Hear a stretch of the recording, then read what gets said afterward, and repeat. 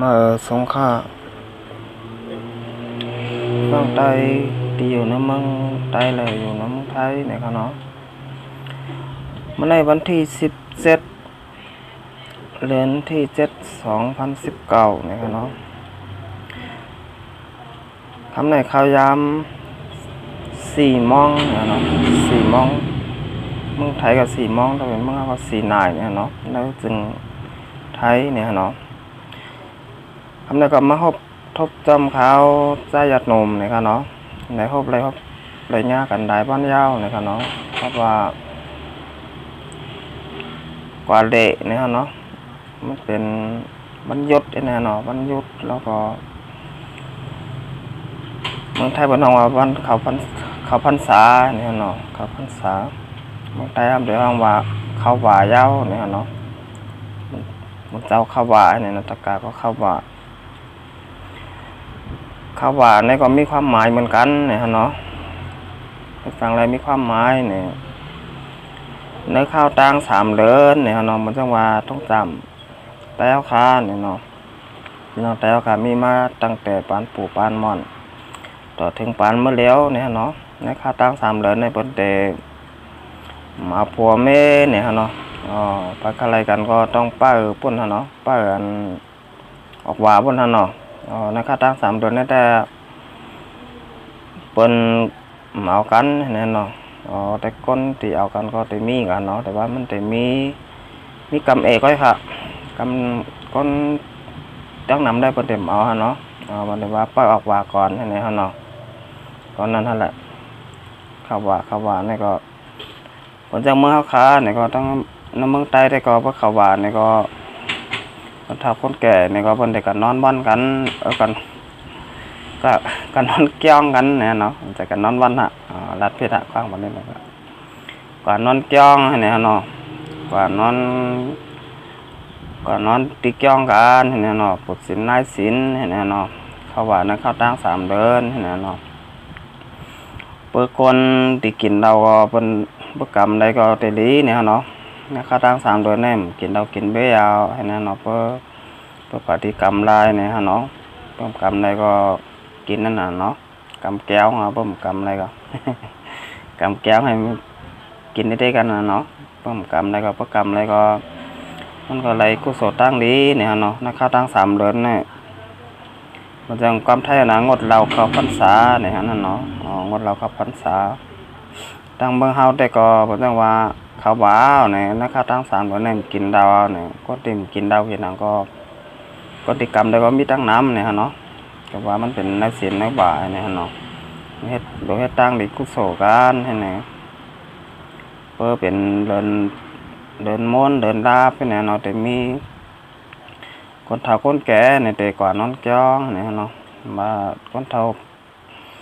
าใจเกาหลีคนเฒ่ายิ่งเกาหลีเนี่ยเนาะแต่ว่าเมืองไทยได้ก็กว่าจ้องกันให้ไหนเนาะกว่าจ้องก็กว่าลองโคดูก็มาแห่เนี่ยเนาะของเมืองไทยได้บนมันมีทงจามเนาะเหมือนบ้านเมืองเฮาค้าเนี่ยเหมือนบ้านเมืองใต้เฮาค้าเนี่ยเนาะเมืองไทยก็ทงจามบนก็ทางเมียงก้อยเนี่ยเนาะทงจามมันก็เหมือนกันเนี่ยเนาะก็แปลว่าเมืองใดเมืองเนี่ยเนาะเมืองไทยเมืองใต้เนี่ยทำได้จื้อก็เพราะว่าน้องมันเหมือนกันฮะทงจามหลายรองหลายแมวให้เนี่ยเนาะแต่เหมือนกันเนี่ยเนาะเมื่อวานแต่ก็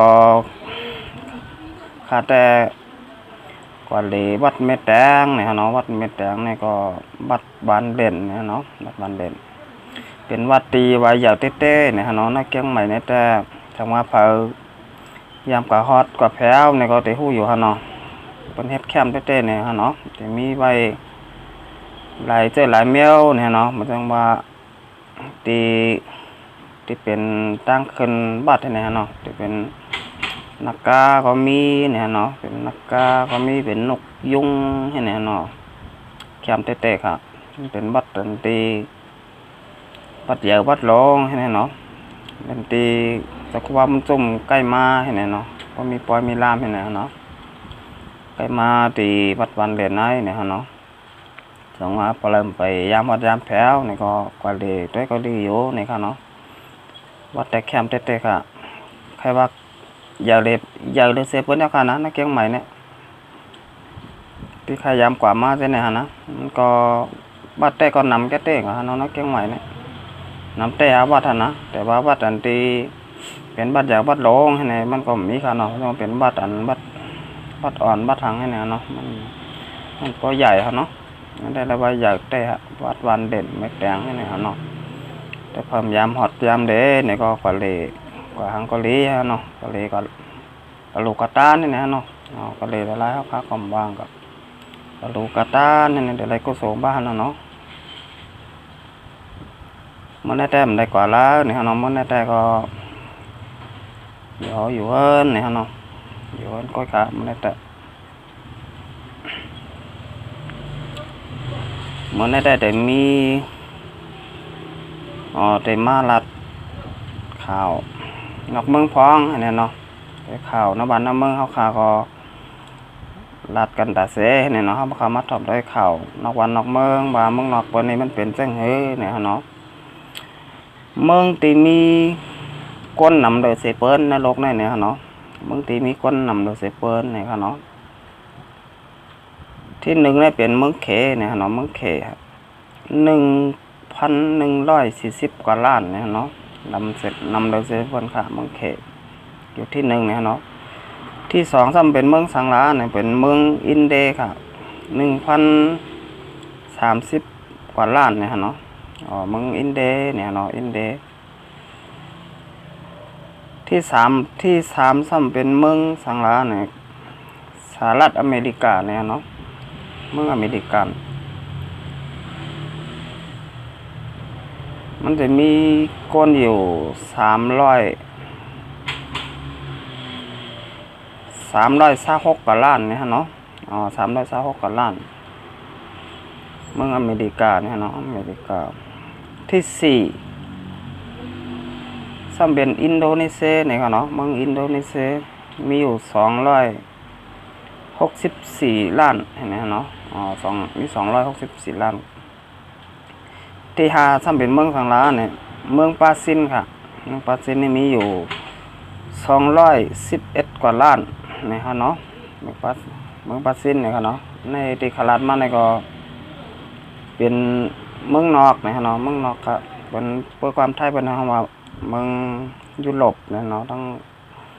เมืองตะวันตกแค่ไหนเนาะเมืองเมืองดังเมืองเขาขาในพวกคนแต่ก็ได้ว่าเมืองกะลานาเพิกเนี่ยเนาะมันต้องว่าเพื่อ เมืองเขาเป็นกลางบ้านเนี่ยนะครับเมืองเขาจะเป็นกลางขึ้นเนี่ยเนาะก็เป็นกลางขึ้นเขาจะเป็นกลางบ้านเนี่ยนะฮะเขาก็ปองใจเหมือนกันนะฮะมันเหมือนกันเนาะเมืองใดเมืองเนี่ยเนาะมันก็กัดหนาเนี่ยเนาะจังหวัดทั้งเมืองนอกเมืองในกันนะกัดไว้เนี่ยเนาะมันเต็มไม้เหมือนทั้งเมืองจึงใต้เลยเมืองจึงใต้ได้นะครับเนาะมันจะกัดดีเย็นดีเนี่ยเนาะทั้งบ้านเมืองเปิ้นก็ไม่ได้มาทางเนี่ยเนาะไอ้เมืองที่มีคนนำเสเปิ้นในโลกนี้นะครับเนาะเมืองที่มีมันกลายข้อที่หนึ่งในรัฐกว่าเนาะเมืองที่มีคนเมืองนำโดยเสเปิ้นกำในซ้ำเมืองที่มีแผ่นดินใหญ่เสเปิ้นในโลกนะครับเนาะเมืองอันที่มีแผ่นดินที่อันกว้างใหญ่ให้ในเขาเนาะแผ่นดินกว้างใหญ่ที่เสเปิ้นในเขาเนาะที่หนึ่งเป็นเมืองรัสเซียครับเมืองรัสเซียเนี่ยก็กัดเหมือนกันเนาะเป็นเมืองกัดเหมือนกันครับรัสเซียเนี่ยครับเนาะบางทีมีแผ่นดินกว้างใหญ่เลยเซเปิลเนี่ยครับเนาะในโลกนี่ครับในโลกทั้งหมดที่สองถ้าเป็นเมืองสังลาเนี่ยแคนาดาค่ะเมืองที่สองเนี่ยครับเนาะเมืองแคนาดาที่สามถ้าเป็นสหรัฐอเมริกาเนี่ยครับเนาะเมืองสหรัฐค่ะที่สามที่สี่เมืองจีนค่ะเมืองเขประกอบเป็นเมืองเขในอยู่ที่สี่นะครับเนาะเมืองเขเมืองจีนที่ห้าถ้าเป็นเมืองปาซินนะครับเนาะปาซินอยู่ที่ห้า ที่หาเมืองบราซิลเนี่ยก็เนาะก็มาลัดแค่หาเมืองเนาะลัดนำหนาก็ติลืมกันเนาะก็ไม่ซ้ำมาทางหัวข้อที่3เนี่ยเนาะหัวข้อที่3เนี่ยเมืองที่มีเมืองที่มีเงินนำโดยเสียเปิ้นเนี่ยเนาะเมืองสัตเทนั่นเนาะเมืองสัตเทก้นมีเนี่ยเนาะเมืองที่รวยเลยเสียเปิ้นนั่นโลกไหนเนี่ยเนาะเมืองที่มีสัตเทนำโดยเสียเปิ้นเนี่ยเนาะในโลกเนี่ยเนาะในโลกในกัมพูชาเนี่ยนะที่1เป็นกาตาร์ครับแค่สั่งในกาตาร์เนี่ยมันรวยกันละมันมีเงินกันมันเป็นเจ้าของบ่อน้ำมันครับส่งน้ำมันออกขายกว่าทั่วโลกค่ะเนาะน้ำมันเนี่ยขายน้ำมันค่ะที่เขาเอามาใส่รถใส่ก้าเนาะใส่รถเครื่องใส่ก้าใส่กูเจอกูเมียวค่ะเหมือนน้ำมันในนะมันจะน้ำมันกินแล้วเป็นน้ำมันรถนะครับเนาะเพราะน้ำมันกินได้ก็แต่มันกับโปกาเนาะน้ำมันรถค่ะเมืองที่2เนี่ยเนาะสิงคโปร์นะครับเนาะสิงคโปร์นี่ก็เป็นเมืองที่รวยอันดับ2เนาะเมืองที่คนมีอันดับ2เนี่ยเนาะมันจะมีแต่คนมีหลายๆเนี่ยเนาะก็เมืองสิงคโปร์เนี่ยเนาะว่าเมืองเปิ้นขึ้นเยอะเนี่ยเนาะมันก็เมืองเปิ้นเต็มใหญ่นะแต่เปิ้นรวยครับคนมีเงินมันนำเนี่ยเนาะเมืองที่3เนี่ยเนาะบรูไนเนี่ยเนาะเมืองบรูไนเนี่ยก็ขายน้ำมันเหมือนกันเนี่ยเนาะขายน้ำมันส่งออกน้ำมันเหมือนกันครับบรูไนครับที่4เป็นคูเวตเนี่ยเนาะคูเวตเนี่ยก็ส่งออกน้ำมันเหมือนกันเห็นเนาะส่งออกน้ำมันกว่าทั่วโลกครับน้องบนแต่กว่าทั่วโลกค่ะนะมีเมืองราคาในตินใช้น้ำมันมีค่ะเมืองตินใช้น้ำมันใส่กูหวานกูเมืองเนี่ยค่ะใส่รถเครื่องใส่กาใส่จักรไถนาใส่โทให้ไหนฮะเนาะบนเมืองค่ะเหมือนเมืองไทยในแค่นำหนารถกาเต็มบ้านเต็มเมืองค่ะเนาะนะครับนี่อะไรว่าคนมีเงินน้ำเนี่ยก็ขายน้ำมันนะเนาะน้ำมันนำกาเราลิตร1 30 บาทเนาะ30 บาท1 ลิตรเมืองที่มีสัตเทนำโดยเซเปิลในกันเนาะสัตเทก็มีเงินกันเนาะเมืองนอร์เวย์ในกันเนาะอยู่ที่5นอร์เวย์ค่ะเมืองที่6ในกันเนาะฮ่องกงค่ะเมืองฮ่องกงในกันเนาะฮ่องกงก็เป็นเมืองเขตนะครับเนาะเป็นเขตปกครองพิเศษในกันเนาะเมืองฮ่องกงในกันเนาะอยู่ที่6ในกันเนาะที่7เนี่ยเนาะสหรัฐอเมริกาเนี่ยครับเนาะเฮ็ดสั่งในสหรัฐอเมริกาทำไมอยู่ที่7ล้านเนี่ยเงินมันก็กาให้ไหนครับเนาะก็นั่นค่ะแหละก็อยู่ที่7นะเนาะเขาก็จะว่าสหรัฐอเมริกาเนี่ยอยู่ที่1เนี่ยเนาะเมืองที่รวยเลยเสียเปิดเนี่ยเนาะมันเหมือนอย่างที่เขาคาบนไว้เนี่ยเนาะอยู่ที่7ครับเมืองที่8เนี่ยเนาะคนที่มีสัตเทเมืองที่มีสัตเทนำโดยเซเปิลเนี่ยเนาะซาอุอาระเบียเนี่ยเนาะนี่ก็เมืองส่งออกน้ำมันเหมือนกันเนี่ยเนาะแต่ว่ามันก็เตรียมพอนำแต่เนาะก็ด้วยอันดับ8เนี่ยอันดับ8นะครับเนาะอันดับ9นะครับเนาะเมืองเนเธอร์แลนด์เนี่ยเนาะเนเธอร์แลนด์เมืองเนเธอร์แลนด์เนี่ยเนาะอันดับ9ค่ะรวยคนที่เมืองที่มีสัตเทน้ำเนี่ยเนาะอยู่อันดับ9ค่ะเนเธอร์แลนด์นะครับเนาะก็ไม่เขาค่ะเฮ็ดสั่งได้เมืองใต้เขาค่ะสม่ำรวยเหมือนเปิ้นล้านก็สั่งเขาละก็ว่าเมืองใต้เขาค่ะเนี่ยมันเป็นชื่อมันค่อยกันเนาะมันจังหวัดใต้เขาค่ะมีบ้านมีเมืองอยู่เนี่ยมันเบิ่นหือเนี่ยก็มันเหมือนหนังว่าเขาค่ะมีมันเหมือนว่าเขาค่ะมีสวนค่ะมีสวนหลายก้อยเนี่ยแต่ว่าเป็นเจ้าของสวนเปิ้นมาเฮ็ดเปิ้นมาเฮ็ดเนี่ยมันเหมือนเขาค่ะเฮ็ดนั่นน่ะเฮ็ดสั่งได้ว่ามันเหมือนเนี่ยล่ะเปิ้นใครเฮ็ดก็เฮ็ดใครเฮ็ดก็ปล่อยมันห้ามในบางปีก็เฮ็ด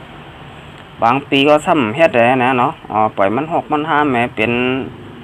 ต้นไม้ต้นตอกขึ้นแหแน่นอนบ่ต้องว่าเป็นเยอะเป็นยาแหแหน่บ่ต้องว่าเพิ่นใครเฮ็ดก็เฮ็ดเนาะเพิ่นเฮ็ดก็เฮ็ดก็เพราะว่าเฮาขาอำไรเฮ็ดกล้วยขาโลกมันเป็นจังนั้นค่ะเฮ็ดจังไดเป็นจังนั้นดาเนี่ยเฮาขาพี่น้องเจ้าคือเมืองสันดอยเชียงใต้เป็นจื่อมันก้อยขันเฮาขาเป็นเมืองสันดอยเชียงใต้เฮาขาเนี่ยพลาซ้ำอุปเปิงล่ะเนี่ย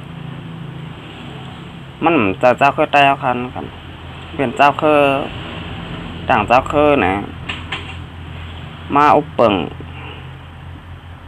ในเมืองเชียงใต้เฮาขาเนี่ยมันมีค่ะหรอที่เพิ่นได้มาเฮ็ดปานเฮาขาให้พออะไรอยู่ดีกินดีให้พออะไรมีเงินมีคำให้บ้านเมืองพออะไรขึ้นเยอะเหมาะสมเปิ้นใครเฮ็ดค่ะเฮ็ดสั่งในว่ามใครเฮ็ดเนี่ยมันจะบ้านเมืองเปิ้นค่ะลูกเปิ้นมาอุปเปิงบ้านเมืองเฮาก้อยกันอันที่เฮ็ดได้เฮ็ดว่าเฮ็ดเมืองเปิ้นพุ่นค่ะเมืองเปิ้นได้เข้มนะฮะต่างก็เฮ็ดปันดีเฮ็ดแคมกูเจอกูเมียวมีเขื่อนก็มีเฮ็ดแน่นอนเฮ็ดสวนเฮ็ดนาก็บ่หลายอย่างก็บ้านเมืองเปิ้นเนาะก็บ่เป็นบ้านเปิ้นเมืองเปิ้นเขาหรอกมันก็เฮ็ดแคมเหมือนบ้านเมืองเฮาค่ะแน่เฮ็ดสวนเฮ็ดนาเนี่ยก็เปิ้นนำผลไว้ค่ะเนาะก็ว่ามันมีเขื่อนปันเนี่ยเนาะมันเปิ้นเฮ็ดหรอกมันจะบ้านเปิ้นเมืองเปิ้นนี่ค่ะเนาะเปิ้นใครเฮ็ดสังเนี่ยเนาะเหมือนเฮาค่ะได้มันเฮาขากับคาเฮ็ดสวนเบิ้นให้แน่เลยมันได้มีต้นไม้ต้นตอกมันได้มีสังก็เฮาคำมาออกเขาหรอกเฮ็ดปันหรอกเฮ็ดกว่าให้นั้นกำเปลี่ยนให้นะฮะเพราะเฮาก็เฮ็ดสวนเบิ้นเฮามันจะสวนเฮาเนี่ยใครเฮาก็ฮอกแค่นั้นเนาะใครมีต้นไม้ต้นตอกมีหยังก็ย่อมมันเนาะมันจะสวนเฮาค่ะหรอกเฮามาเฮ็ดเพื่อวันหนึ่งมาเพื่อจะสนบนเฮ็ดขึ้นเอาเขาคำได้เฮ็ดหรอบนเหลือในเขาคำมาหิมบนเฮ็ดท่านไหนฮัลโหลในก็มันไหนฮะมันเจ้ามาบนมาเปิ่งบ้านน้ำเมืองเฮาให้เนี่ยมันเจ้าพอวันหนึ่งมาเฮาขาได้วันในเมืองขึ้นเนี่ยก็เต็มหัวหมดเลยฮะเนาะเด็กได้นอนผันน้อยฮะเนาะเนี่ยก็หรือว่าจะเป็นน้องเต้เนี่ยก็มันก็ล้ำไรเนี่ยค่ะเนาะสั่งว่าใครมันเปลี่ยนได้เนี่ยก็พี่น้องเจ้าขึ้นเมืองสันดอยตึกใต้เฮาค้าเนี่ยโดนเลยจ้อยกันฮะจ้อยกันให้สั่งหลานเนี่ยจ้อยกันเฮียนหูการบ้านการเมืองค่ะให้เฮาค้าเพราะอะไรเหมือนเปิ้นกว่าเพราะว่ากูวันในเฮาค้าเหมือนเปิ้นเนี่ยค่ะเนาะอยู่เมืองเฮาค้าเนี่ยก็ทุกข้าอยากผุดกินเจอเนี่ยค่ะเรามาอยู่วันเปิ้นเมืองเปิ้นเนี่ยก็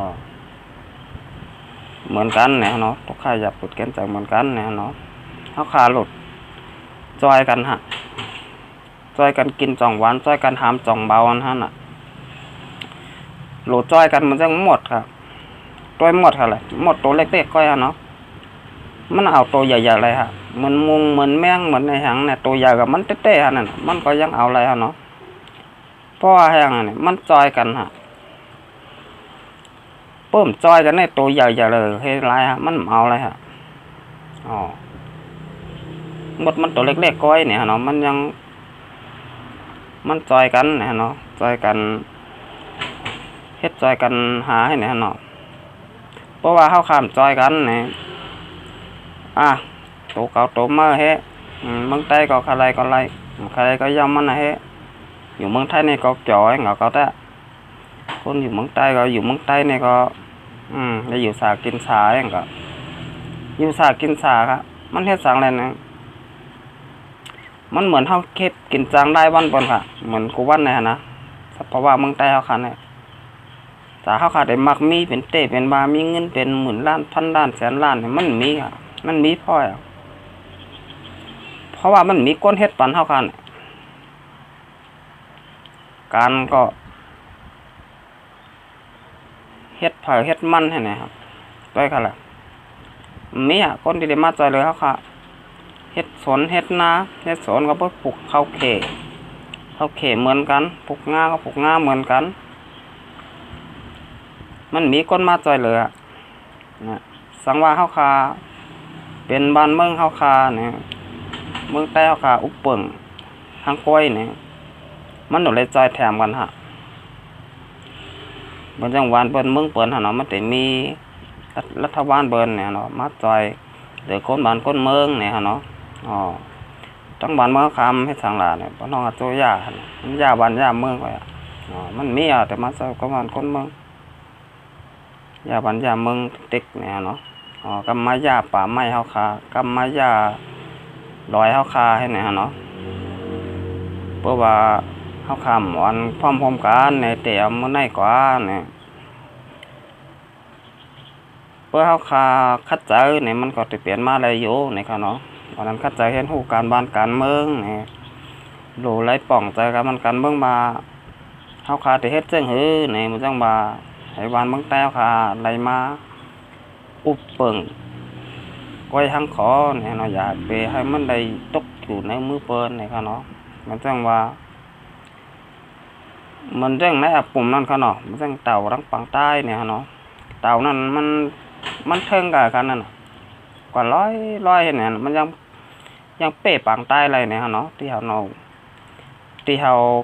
แข่งกันนั่นฮะเนาะอ๋อว่าพอได้ถึงเยี่ยงหมายก่อนนี่นะเนาะฝั่งใต้ในมันแรดนะฮะลูกน่ะจอกหนึ่งกำในกว่าไกลนะแข่งอะไรเนี่ยมันว่ามันกว่าแรดเนี่ยเนาะมันกว่านอนแบบนั้นบ่นอนบ้านแปดก็เพื่อลูกมาตื่นมาเนาะเต่าเพราะว่าถึงที่ยังหมายยาวนี่ก็อยากให้พี่น้องแต้วขาเนี่ยอยากเป็นนอนรับพันดีกันอยู่เนี่ยก็เนาะให้ลูกตื่นขึ้นมาเสร็จแล้วให้เห็นหูการบ้านการเมืองกว่าร้อยเนี่ยเนาะมันจังว่าเฮาคาต้องดูเริ่มเฮ็ดแล้วเดี๋ยวเมื่อไหร่กว่าเนี่ยค่ะเนาะเพื่อเฮาคาคัดเจอเนี่ยเฮาคาใครบ้านได้เมืองอยู่เนี่ยแต่ว่าซ้ำใครเฮ็ดสร้างเนี่ยเนาะมันจังว่าใครบ่นสร้างเนี่ยเฮ็ดการเฮ็ดงานก็ลืมการบ้านการเมืองกันยาวเนี่ยค่ะเนาะนี่ก็ฝากไว้ถึงพี่น้องแต้วค่ะให้ตึกโซนกันเนี่ยเนาะเห็นฮู้การบ้านการเมืองตั้งแต่เมื่อไหร่กว่าเนี่ยเนาะให้เฮาคาบ่ได้คิดเปิ้นเนี่ยเนาะให้มันหนังบ้านบนเมืองเปิ้นเนี่ยค่ะเนาะเฮาคาอย่าไปไล่ตุกค่าอย่าเปิดขันใจอยู่มันกูว่าในเนี่ยค่ะเนาะเอาคามาสงค่ะ